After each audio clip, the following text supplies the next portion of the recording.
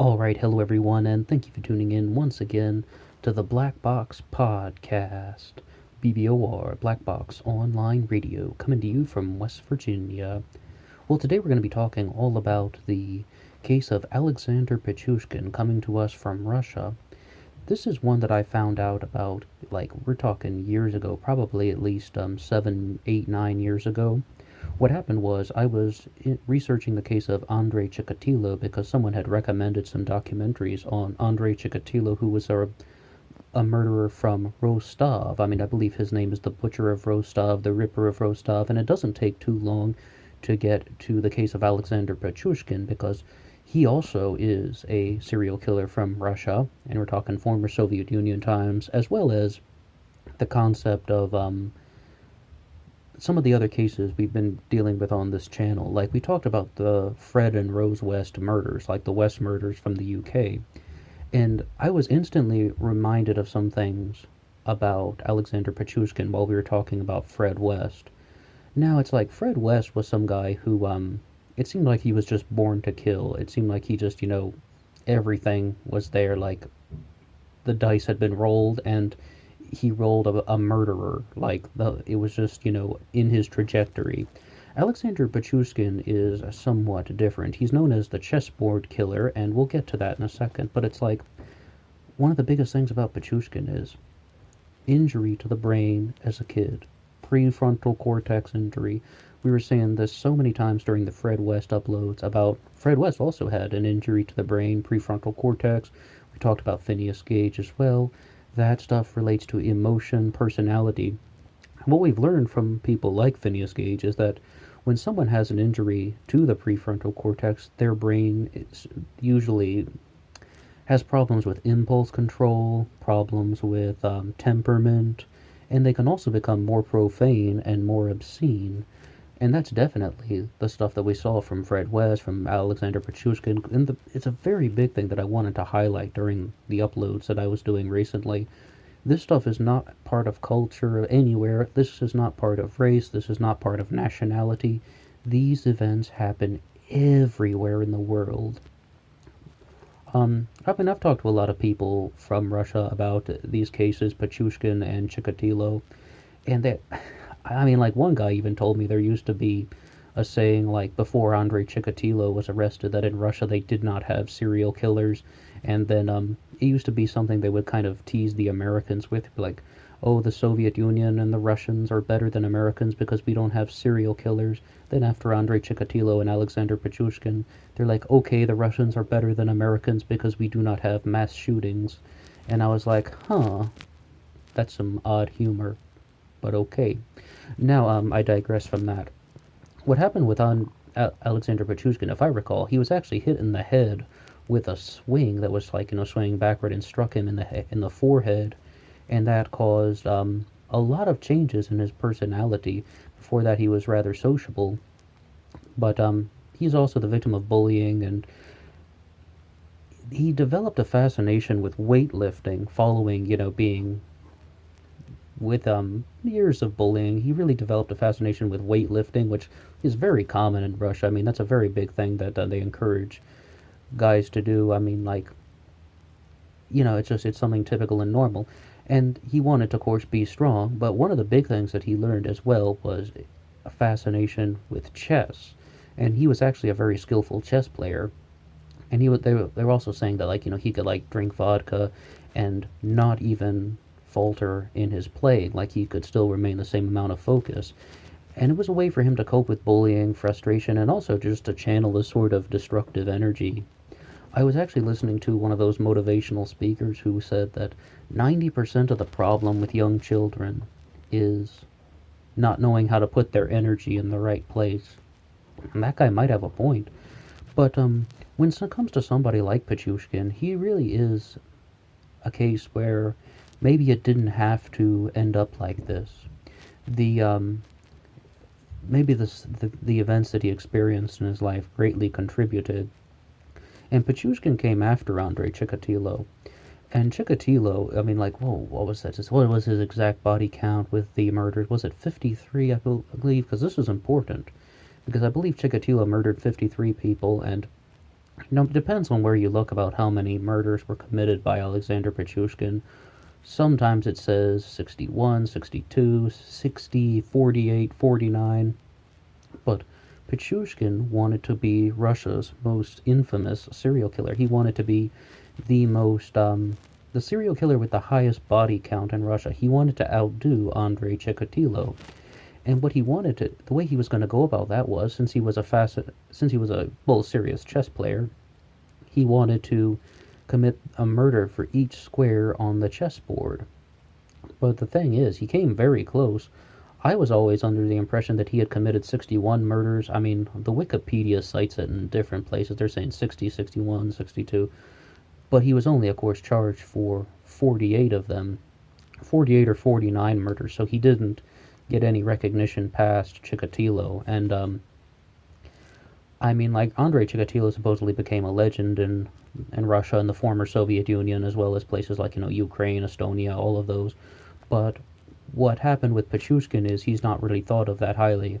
Somebody, again, from Russia told me that Pichushkin actually means small parsley. Like, that's his, like, last name, like, Alexander Small Parsley. It's just, like, not even a very intimidating thing. I don't know if that's true. That's just what one guy mentioned to me. But what happened with him is just that he's actually a very young guy. I was looking up to see if he was still alive prior to this recording, and he's only 44 years old. I mean, like, I thought that he would have been much older. I mean, like, at the time of this, 2019, Alexander Pichushkin is still in prison and he's only 44 years old. But what I would say about that is that, once again, a lot of the things in society, the head injury, bullying, as well as not being able to control his impulses. He had a big problem in the past of targeting children, videotaping kids, and I think, what they say, he dangled a kid off a rooftop and filmed it, just threatening them, but that became, something that doesn't give you the sort of bloodlust that it doesn't sort of soothe that craving, so like it led to something much more destructive. But the biggest thing, and the absolute biggest thing, that sort of just kind of connected me between Fred West and Alexander Pichushkin was, with the Fred West murders, there was a case of a woman who was abducted by the West couple, Fred and Rose West. She was bound and gagged and tied up in the back of their car, and she was driving around, and she was able to get out, and she alerts the police, right? And what they did was, eventually they just gave 25-pound fines to Fred and Rose West. When you're just like, well, that's not really that much. It's not a very big consequence. It was just like someone claims they were abducted and they just get that slap on the wrist. Well, with Pichushkin, and I saw nothing about this on the Wikipedia, but like what I remembered from, researching the case in the past, I was like, this is something that I think is the single biggest detail with this all, is that Pichushkin usually murdered his victims with a hammer, but sometimes he would throw them into the Moscow sewer, to like drown them, whatever. But it's like one time, one of his victims survived, and she crawled out of the sewer, and she went to the police, she came forward, and she just told her story, and nothing happened. Nothing happened. Pichushkin was not arrested, he wasn't tried, he wasn't convicted, and he was still out there committing murders. Now that's another thing, and that's one of the biggest reasons why I wanted to do this as an upload.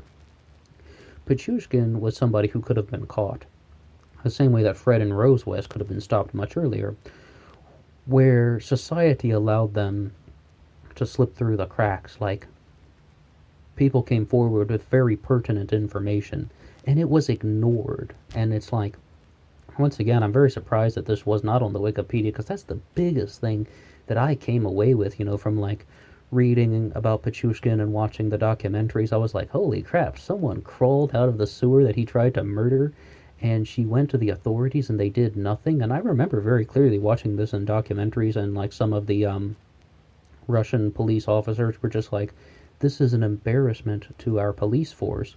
I mean, I really remember someone said something to that effect, and I was like, oh my gosh, they really could have shut this down. But, it continued to happen.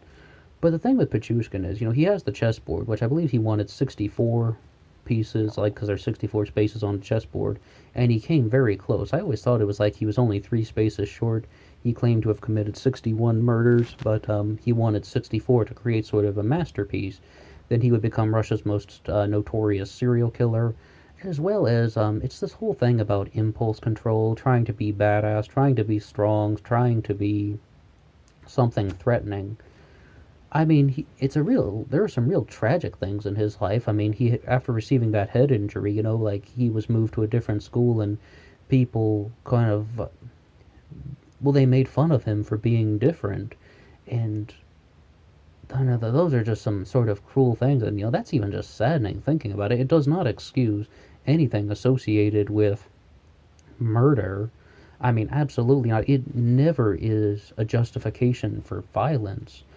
But we have to look at how these things happen. And once again, with something like Fred West, that was just, doomed to explode. I mean, he was dealing with things about bestiality. He was dealing with things about, like his parents abusing him. And not to mention, just, they even say some things like watching the repetitive slaughter of animals as a kid, which would have affected Fred West and his mental state. I mean, I'm not the psychologist, so I shouldn't be throwing out too much psychological this and that, but that's what you can hear in the documentaries about Fred West. When it comes to somebody like Andrei Chikatilo, once again, his things were more about sexual frustration, and he was also just one of those killers that, got sexual gratification out of it. Well, you can imagine how that could get out of control very easily.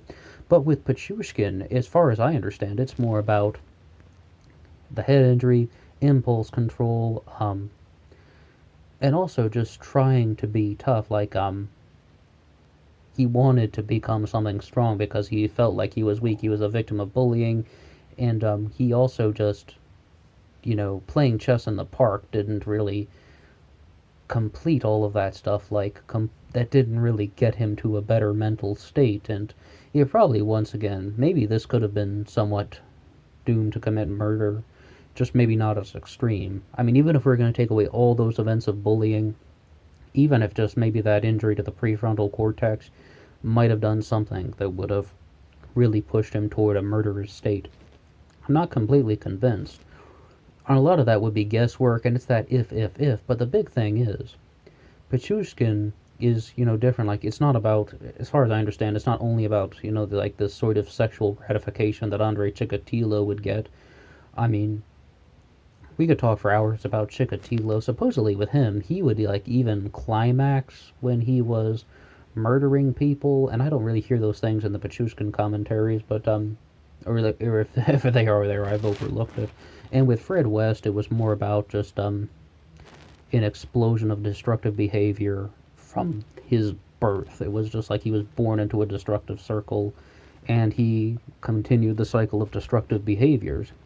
When it would come to somebody such as Aleksandr Pichushkin, he wanted notoriety, he wanted glory, he wanted to become the biggest serial killer in Russia.